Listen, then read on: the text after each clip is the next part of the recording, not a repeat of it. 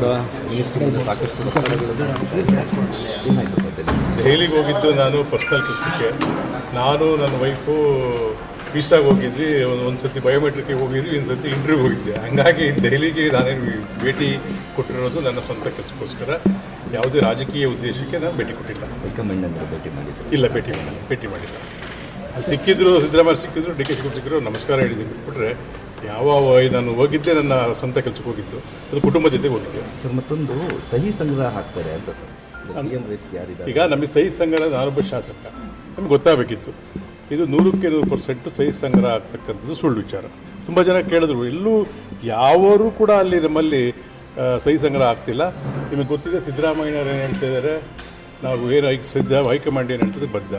D K Shivakumar ಏನು ಹೇಳ್ತಿದ್ದಾರೆ, ಅದು ನಾವು ಮುಖ್ಯಮಂತ್ರಿ ಬಗ್ಗೆ ಖಾಲಿ ಇಲ್ಲ, ಅದ್ರ ಬಗ್ಗೆ ಚರ್ಚೆನೇ ಮಾಡೋದಿಲ್ಲ, ಹೈಕಮಾಂಡ್ ಹೇಳಿದ್ರೆ ಬದ್ಧ ಅಂತ ಇಬ್ಬರು ಹೇಳ್ತಿದ್ದಾರೆ.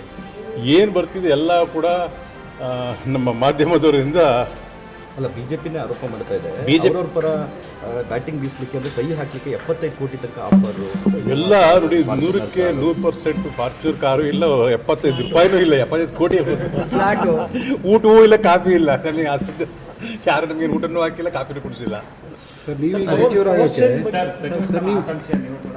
ನೋಡಿ, ಸಚಿವ ಸಾಗರಿಗೆ ನಾವು ಕೊಟ್ಟರೆ ನಾವು ಬೇಡ ಅಂತ ಹೇಳಿದಿಲ್ಲ, ನಾವೇನು ಸ್ವಾಮೀಜಿಗಳಲ್ಲ. ಅದು ಕೊಟ್ಟರೆ ಸಂತೋಷವಾಗಿ ತುಂಬ ಜವಾಬ್ದಾರಿತವಾಗಿ ನಿಭಾಯಿಸ್ತೀವಿ ಅಷ್ಟೇ. ಒತ್ತಡ ಹಾಕಿರಲಿಲ್ಲ. ಈಗ ನೋಡಿ, ಇವ್ರು ಯಾರಿಗೂ ಕೇಳೋದಕ್ಕೆ ಕೇಳಿದ್ದಾರೆ, ಹಿಂಗೆ ಇದೆಯಾ ಸಾರ್ವಜನಿಕರು, ನಮ್ಮ ಜನಪ್ರತಿನಿಧಿಗಳು. ಏಕೆಂದರೆ ಜಾರ್ಜ್ ಸಾಹೇಬರು ಹೇಳಿದ್ದಾರೆ, ನಾವು ಜಿಲ್ಲೆಗೆ ಸೀನಿಯರ್ ಇದ್ದೀರಿ, ಇಲ್ಲಿಗೆ ಕೊಡಿ ಅಂತ ಹೇಳಿದ್ದಾರೆ. ಬಟ್ ಅದು ಒಂದು ನಮಗೆ ಇಲ್ಲ. ಅದು ಜಾರ್ಜು ತುಂಬ ಬಹಳ ಒಳ್ಳೆಯ ನಮಗೆ ಅವರು ಮಂತ್ರಿಗಳು, ನಮಗೆ ನಿಜವಾಗ್ಲೂ ಅವರೇ ಇರಬೇಕು ಅಂತ ನನ್ನ ವೈಯಕ್ತಿಕ ಭಾವನೆ. ಅವರೇ ನಮ್ಮ ಜಿಲ್ಲಾ ಉಸ್ತುವಾರಿ ಆಗಬೇಕು ಜಾರ್ಜ್ ಸಾಹೇಬ್ರು ಅನ್ನೋದು ನನ್ನ ವೈಯಕ್ತಿಕ ಅನಿಸಿಕೆ. ಬಟ್ ಹೈಕಮಾಂಡ್ ಏನು ಮಾಡುತ್ತೆ ಗೊತ್ತಿಲ್ಲ. ತಗೊಂಡು ಕೊಡಿ ಅಂದರೆ ಮಾಡಿ ಅಂದರೆ ಮಾಡ್ತೀವಿ ಅಷ್ಟೇ. ಉಸ್ತುವಾರಿ ಯಾರು ಬೇಕಾದ್ರೆ ಆಗ್ಬೋದು. ನಾನು ಅದು ಹೇಳ್ತಿರೋದು, ಅವರೇ ಉಸ್ತುವಾರಿ ಆದರೆ ಒಳ್ಳೇದು ಅನ್ನೋ ಮಾತು ಹೇಳ್ತಿದ್ದೀನಿ. ಸಚಿವ ಸಂಪುಟ ಪುನರ್ರಚನೆ ಇದೆ ಅಂತ ಸುಳ್ಳು. ಅಲ್ಲ, ಅವರು ಈಗ ಅವರು ಭಾಷಣದಲ್ಲಿ ಹೇಳಿದರು, ಚಿಕ್ಕಮಗಳೂರಲ್ಲಿ ಹೇಳಿದ್ರು ಮತ್ತು ಲಕ್ಕುಳಿಲಿ ಹೇಳಿದರು, ನಾನು ಹೇಳ್ತಾ ಇದ್ದೀನಿ ಅಂತೇಳಿ. ಅಂದರೆ ಅಂದ ತಕ್ಷಣ ಸಚಿವ ಸಂಪುಟ ಬದಲಾವಣೆ ಆಗುತ್ತೆ ಅಥವಾ ಇದಾಗುತ್ತೆ ಅಂತ ಅಲ್ಲ, ಒಟ್ಟು ಹೇಳಿದ್ರು ಆ ಕೊಡಿ ಅಂತ ಮಾತ್ರ ಹೇಳಿದ್ದಾರೆ ಅವರು. ನಮ್ದು ಯಾವುದು ಇಲಾಖೆ ಇಲ್ಲ. ಈಗ ಹೆಂಗ್ ಬರ್ತೀರಾ ನೀವು ಅಂದ್ರೆ ಇಂಡೈರೆಕ್ಟ್ ಆಗಿ ಕ್ವಶನ್ ಇದು. 100% ಎಲ್ಲೂ ಮಾತುಕತೆ ಆಗಿಲ್ಲ, ಯಾರಿದ್ರಿಗೂ ಮಾತುಕತೆ ಆಡಿಲ್ಲ. ಅದು ಏನಿದ್ರು ಸಿದ್ದರಾಮಯ್ಯ, ಡಿ ಕೆ ಶಿವಕುಮಾರ್, ರಾಹುಲ್ ಗಾಂಧಿ ಗೊತ್ತಿರ್ಬೋದು.